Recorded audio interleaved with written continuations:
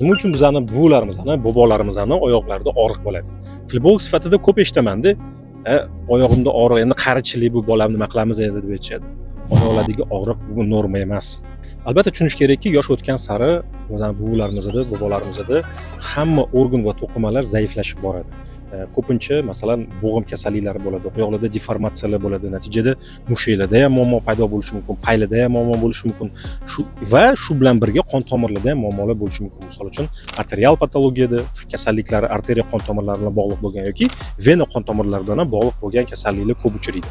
Masalan, vena haqida gapiradigan bo'lsa, yosh o'tgan sari vena qon tomirlarini tonusi pasayib boradi, oyoqlardagi mushaklarning nasosniy funksiyasi kamayib boradi, qon tomirlarining qonni aylanish tezligi ham pasayib boradi. Shu hamma narsa varikozni paydo bo'lishiga sababchi bo'ladi. Natijada oyoqlarda og'riqlar, kechqurunga borib og'irlik hissi, kechqurun uxlab yotganda tomir tortishlari, oyoqda surunkali ishlar, постоянно oyoq ishadigan bo'lib qoladi. Va shu narsani tushunish kerakki, oyoqlardagi og'riqlar har doim tomirlar bilan bog'liq bo'lmaydi. O'shaning uchun sizlarning ota-onangizda, buvularingizda, bobolaringizda shunga o'xshagan shikoyatlar bo'lsa, mana ko'rigimga yozilib kelishingiz mumkin. Agar tomirlar bilan bog'liq bo'lsa, men o'zim yordam berishga harakat qilaman. Agar tomirlardan bo'lmasa, kerakli mutaxassisga jo'natib yuboraman.